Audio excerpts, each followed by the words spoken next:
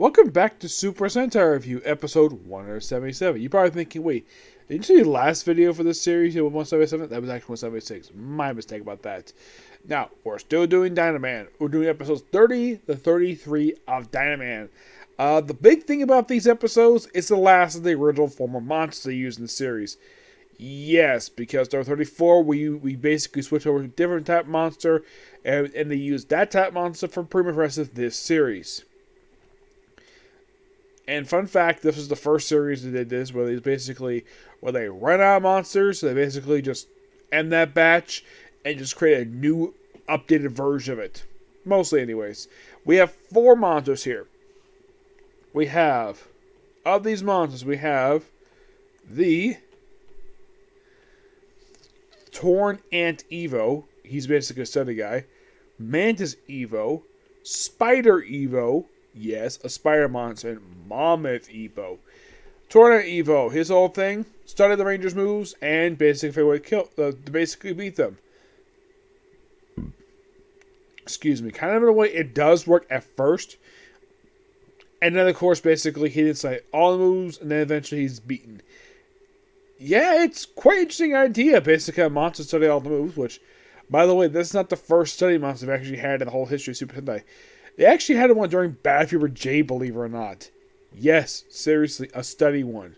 Now, my guess is the reason why this type of one does not make an appearance very often is, let's say, the baseball monster, because people love baseball. People are not really big fans of studying very much. And my guess is kids must have complained that, oh no, another study monster. Yeah. But at least there's something different. At least not forcing kids to study this one, which I got at least praise it for that one. Yep. But it was an interesting idea. Yep. In the case of 31, excuse me. And this basically is like, oh, this is different. So apparently, for this series, we have some Tail Beast soldiers, 2 of them, who apparently are living on the surface of the surface world, where they apparently, get this, they apparently decide to, start a family. Apparently they're spies. And then, they actually want to become human.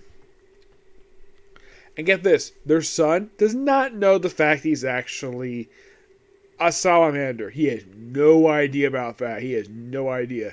And by the way, in case you're curious, the Bundy episodes, does he ever find out that he's part of the Salamander people? No! That is completely kept a secret the whole episode. Yeah, apparently Magno just somehow found out about them, knew exactly what they are, and basically blackmailed them to work with him in order to basically take down the Dynaman. Yeah. Wow, I'm like, damn. And by the way, they actually have both him and Chimera here, which I thought that was interesting. These two very rarely. Now, here's the thing. Chimera's been appearing since episode 8. Megiddo's been appearing since episode 1. Now, in the case of basically these two very rarely go to the field together, per se. Very rarely this ever happens. But I gotta say, this was a very interesting idea. Yep. But at one point, the kid gets kidnapped, then he gets rescued, and that's it for that one. The missing power gun. Oh boy, this is a big one.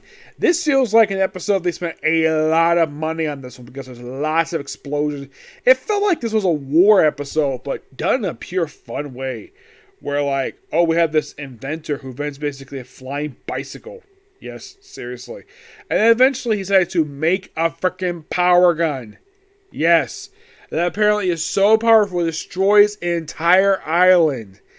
And of course, the Tail Beast, the Salamanders really want to get their hands on the damn thing. So, the whole episode is protect this gun. Kids get involved, which apparently is something really smart. They actually bury the damn gun. Yeah, they probably don't know how it works or how you can break it. So, best way to basically not have anybody get their hands on it? Bury it. The gun itself, have the cages thrown off a cliff. I'm like, okay, interesting idea. And by the way, the kids episode don't get a lot of dialogue per se, because usually the stereotype when it comes to kid actors, a lot of the time these kids are not the good actors. They're probably forced into the role because the parents really want the money. Yeah. Well, these kids are smart. Apparently, the inventor is somebody who Dr. Yama does know. When he's informed about, oh crap, he's making a pocket, like, really?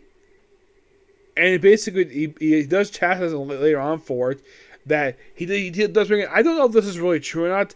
The guy who invented Dynaman actually graded the rest of his life. Really? The guy probably made a boatload of money making freaking dynamite. Now, here's the thing. I don't know if that's really true or not. If, in fact, the guy who invented dynamite regretted the rest of his life. But I don't know. He probably bring a lot of dough basically make explosives. Yeah, but at least you don't have an atomic bomb basically around. Dynamite basically is more common than, let's say, freaking atomic bombs. Definitely a good episode story-wise. It's a great story for this one. And then by the end, basically, the event goes back to normal. The final episode I'm talking about here is episode 33. This one basically starts out with Megiddo freeing the last of the original Evil Monster batch. The last one made. The Mammoth one. Now, the thing with this guy is the reason why he's in prison, he has difficulty telling who's friend or foe. So he'll attack anybody he wants, cause all destruction. At one point, oh, we have these handcuffs, so you can basically obey people. And then it turns out, nope, that does not how the damn thing works. It turns out that this was actually a trick by General Carr to trap the Red Ranger. It kind of works. I'm like, okay, interesting. And eventually he used a freaking bazooka, which he used to kill the damn thing. Oh, by the way, does the Prince himself actually punch General Carr for tricking him? He does yell at him, per se. He actually tries to hit him, but he gets blocked. And, of course, basically, despite the fact he's the one who actually caused all this ruckus. Oh, by the way, we also have in this episode a subplot that comes completely out of nowhere. Like, okay, they're back at headquarters, and all of a sudden the Tail Beast soldiers collapse. You're probably thinking, what the heck happened here? What happened to Tail Beast soldiers? They got a fever. How? You might ask. Well, apparently one of the places that the Mammoth Evo basically wrecked was a biolab. Yes, that studied bacteria. And the kids came down with it, which is interesting that the kids came with it at the same time Tail Beast soldiers. Eventually a cure was found. They basically fixed no problem.